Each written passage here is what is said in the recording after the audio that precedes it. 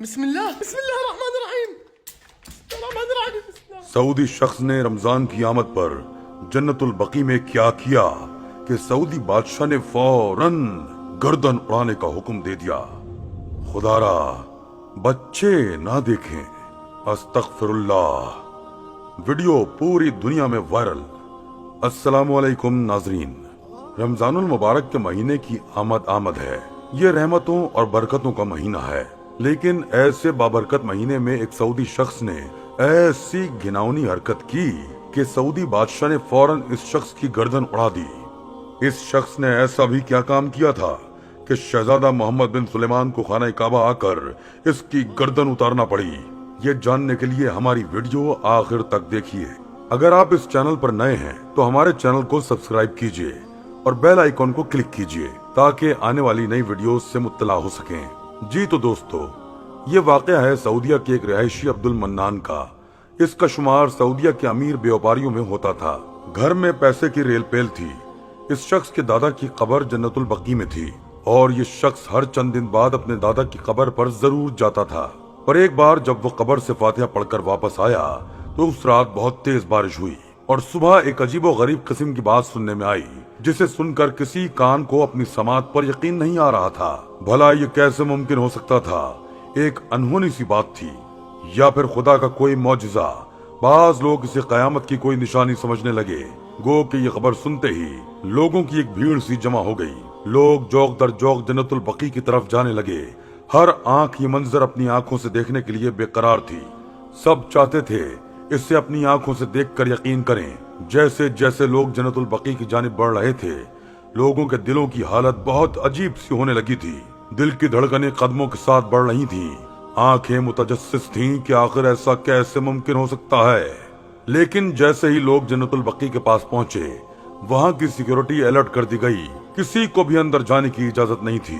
بہت سے لوگوں نے یہ بہانہ تراشا کہ وہ اندر اپنے پیاروں کی قبر پر فاتحہ پڑھنا چاہتے ہیں۔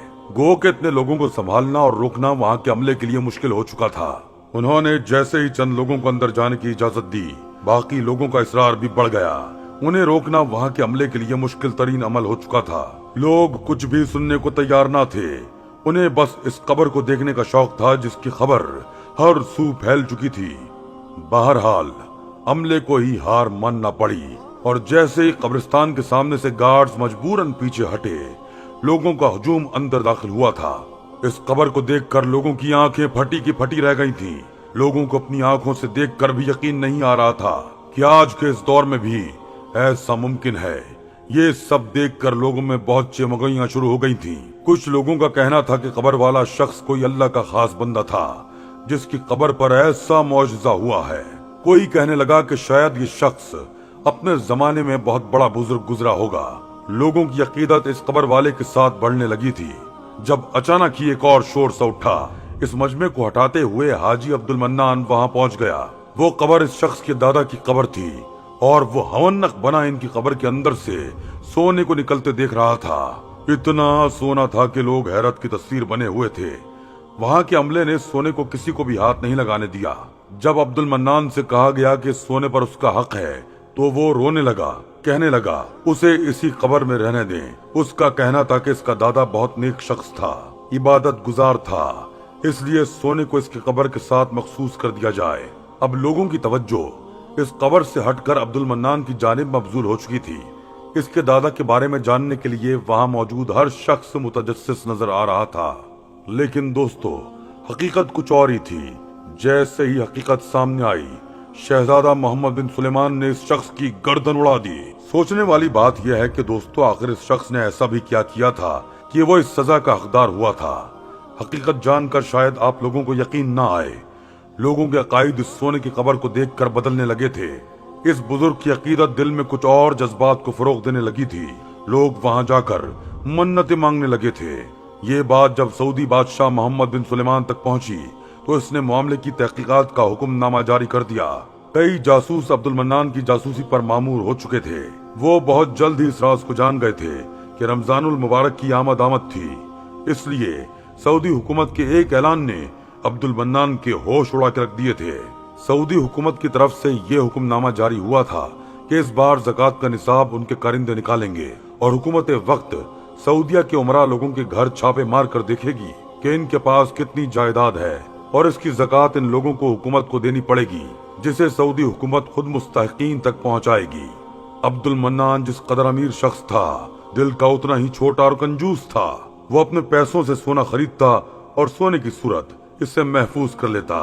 اس کی زکوٰۃ اس نے آج تک ادا نہ کی تھی اور موجودہ حکومت کے اعلان کے بعد وہ حد درجے پریشان تھا۔ اس کا ماننا تھا کہ جب اللہ نے ہی غریبوں کو نہیں دیا تو میں اپنی کمائی کے پیسے کیوں دوں۔ اس لیے اس نے رات کے اندھیرے میں جنت البقیع میں موجود گارڈز کو پیسوں کا لالچ دیا اور اپنے دادا کی قبر میں سونا بھرنا شروع کر دیا۔ لیکن اللہ نے جب اس کی حقیقت کو آشکار کرنا چاہا تو بارش کے ذریعے اس کا راز فاش کر کے رکھ دیا۔ لیکن لوگوں کی توہم پرستی کی عادت نے سعودی حکومت کو سوچنے پر مجبور کر دیا کہ اس طرح کسی قبر سے منت مراد مانگنے سے لوگوں کے عقائد خراب ہونے کا خطرہ ہے۔ اس کے پیش نظر جب اس کیس کی جانچ پڑتال کروائی گئی تو یہ حقیقت سامنے آئی۔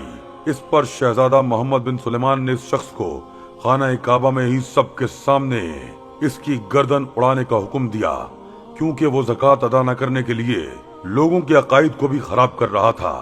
اس لیے سب کے سامنے اس کی سزا کے طور پر گردن اڑا دی گئی تاکہ دوبارہ کوئی بھی اس طرح کے سنگین جرم کا ارتکاب نہ کر سکے۔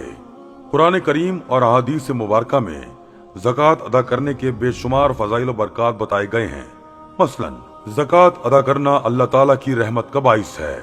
زکوٰۃ ادا کرنے سے دولت میں اضافہ ہوتا ہے، خوف و غم سے نجات ملتی ہے اور نقصانات سے بچاؤ ہوتا ہے اور مال کا شر دور ہوتا ہے۔ زکوٰۃ انسان کو گناہوں سے پاک کر دیتی ہے اور جنت میں داخلے اور جہنم سے دوری کا ذریعہ ہے۔ اللہ جل جلالہ کے غضب و ناراضگی اور بری موت سے بچاؤ ہوتا ہے اور اللہ تعالیٰ کی خوشنودی حاصل ہوتی ہے۔ جس طرح زکوٰۃ ادا کرنے کے بے شمار فضائل اور فوائد قرآن و حدیث میں آئے ہیں، اسی طرح زکوٰۃ ادا نہ کرنے پر بڑی سخت وعیدیں آئی ہیں۔ مثلاً قرآن کریم میں اللہ تعالیٰ کا ارشاد ہے، ترجمہ: اور جو لوگ سونے چاندی کو جمع کر کے رکھتے ہیں اور اس کو اللہ تعالیٰ کے راستے میں خرچ نہیں کرتے، ان کو ایک دردناک عذاب کی خوشخبری سنا دو، جس دن اس دولت کو جہنم کی آگ میں تپایا جائے گا۔ پھر اس سے ان لوگوں کی پیشانیاں اور ان کی کروٹیں، پہلو اور ان کی پیٹھیں، پشتیں داغی جائیں گی اور کہا جائے گا کہ یہ ہے وہ خزانہ جو تم نے اپنے لیے جمع کیا تھا، اب چکھو اس خزانے کا مزہ جو تم جوڑ جوڑ کر رکھا کرتے تھے۔ زکوٰۃ نہ دینے کی وعید سے متعلق چند احادیث طیبہ۔